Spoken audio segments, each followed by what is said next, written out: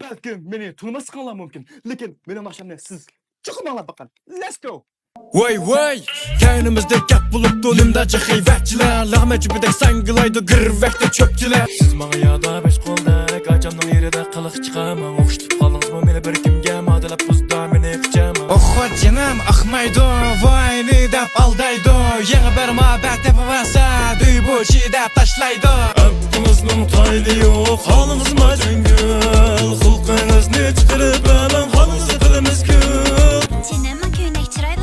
Yaktı olsan hep birime Cinema üzük yaraşdı mı? Yaraştı kulağınız hep kuyma Kara cinema güllerge Xumsılarla köplük kedime zaltı jakka Cancıga biz dep kesimiş yamayım hakka Göz kırımını sep koymayma etrafçı küçükka Calibodek tümay fıkam öte ve çekka Ya paşa ey Canım piyalı geçayını koyup koydum callala Libini köydürüsün hep canay taş durup koydum yaray Bağdideydu yandideydu menin yarımni Başka yarın açtideydu bu italımni